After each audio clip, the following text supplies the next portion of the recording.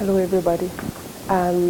First of all, I would like to correct something that I've said in my last BBC on Shining the Light when I was talking about Venerable Semke and saying she's the one who changed the most. Everybody here have changed. So I want to correct that. So thank you. And today what I want to talk about is a workout on the mind. And this came from my friend, the inspiration came from my friend Lise in Quebec, who is 74 years old. She lives in independent house, for elderly people. And so far, she's been there a few years. She never told her age. And they have to be 60 to be accepted in that place. And she never shared her age, and she has a lot of fun with that. People are all wondering, how old are you? She shared to me that last summer, across the street there was an open land that was not being used, and she pushed the city of Montreal to do something with it and change it into gardens. And she won the best prize of the gardens she's 74 years old. And also one thing that she was sharing that, sometimes we sit around the table and, have you seen the other one? Did you see what she's wearing? She refused to do that. She doesn't do that. And really her motive is about joy, keeping a joyful mind. And she's really a beam of light over there. She really made a difference with the elderly people. So that was really nice. So I did find that it was on the 30th October on the New York Times.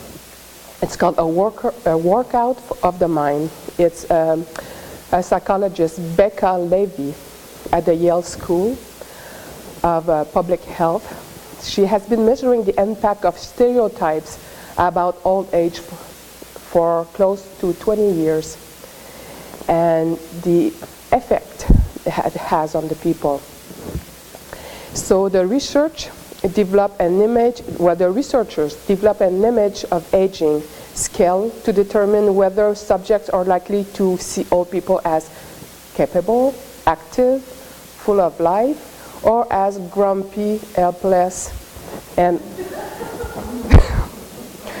other negative attributes. So,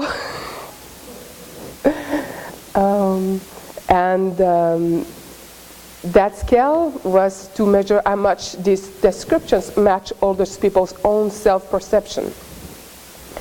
And those who hold more positive age stereotypes behave differently as they age from those with more negative stereotypes. So we kind of figured that out, right? So it says older people with more positive views of aging do better on memory tests. They have a better handwriting. They can walk faster. They're more likely to recover fully from severe disability. Those with more positive self-perception of aging actually live longer, and they say an average of 7.5 years. Yeah, other kinds of stereotypes about race and gender have also been found to influence behavior. So the question is, can you help older people to acquire those positive views? And in their latest study, Dr. Levy and her colleagues tried to strengthen positive age stereotypes and make them last, and then see what effect they had on physical health. So the negative stereotypes about age, like those grown worthy insurance ads about an older woman who can't quite seem to grasp the internet, are of course rampant. Children as young as 3 or 4 have already taken them, and Dr. Levy told me in an interview. Then they're repetitively reinforced. By the time those preschoolers become old themselves, they've had decades of exposures. So researchers have now reported in the journals Psychological Science that an implicit interventions work subliminally to strengthen other people's positive age stereotypes. That leads in turn to stronger physical functioning. The effects were still evident 3 weeks after the intervention ended. So it's called implicit association. And they have done that with Coke. You know, this is during the football games. You don't see the image, but so, and they have done that, but with good qualities about being wiser and, you know, and all of that. And after the exercise was finished, it worked for weeks. It kept having a good effect on them. So some in the group saw positive words associated with aging, like wise, creative, spry, fit, along with old and senior, and flashed on a laptop screen so briefly that while the brain registers them, people couldn't tell what they said. So perceptions without awareness, as Dr. Levy put it. The sessions lasted about 15 minutes, and other subjects engaged in an explicit exercise in which they were asked to write brief essays about active older people. So they look at the difference, like the people that were writing essays, it didn't make a big difference. But seeing those flashwords was really helpful to them. So, and she says here, I'm also wondering what social scientists might do with this knowledge. Should swaths of the population at all ages be exposed to implicit sessions that boost their positive stereotypes of age?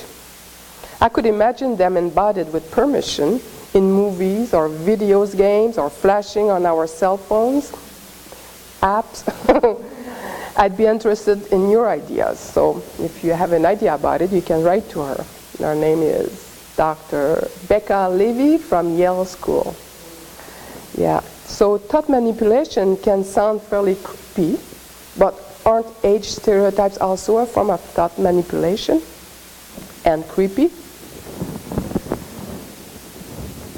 So to go back to my friend Liz, for me it's the importance of how we perceive ourselves. And yesterday we had Sharing the Dharma Day here, and we were talking about anger and how when we see ourselves reacting and you know, I'm not going to say anything, and you see yourself, So come back to yourself, okay, and be kind. Be kind with yourself. Yes, I want to change.